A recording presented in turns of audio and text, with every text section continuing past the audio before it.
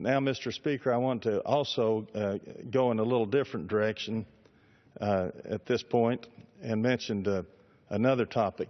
A couple of months ago, Mr. Speaker, in interviews both by the National Public Radio and CBS News, I described the Air Marshal program as possibly, quote, the most needless, useless, wasteful program in the entire federal government. Shortly thereafter, the Los Angeles Times published an editorial entitled, "It's Time to Ground America's Air Marshals," and said Duncan has a point.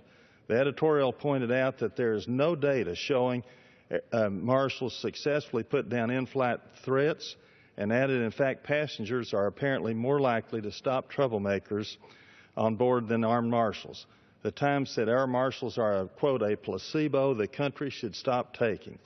I became concerned a few years ago about this when I read in USA Today that more air marshals had been arrested than arrests by air marshals. At that point, the service was costing $200 million per arrest.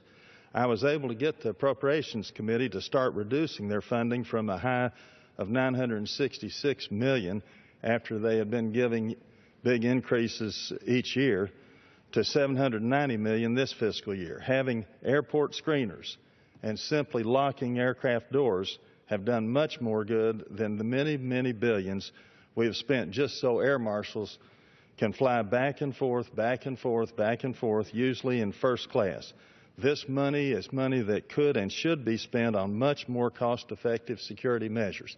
In fact, Mr. Speaker, the Wall Street Journal, a few months after 9/11, when they noticed that almost every department and agency in the federal government was sending up requests for more money based on security, they said a wise legislative policy to follow would be that from now on, if any legislation came to the Congress with the word security attached, should be given twice the scrutiny and 4 times the weight.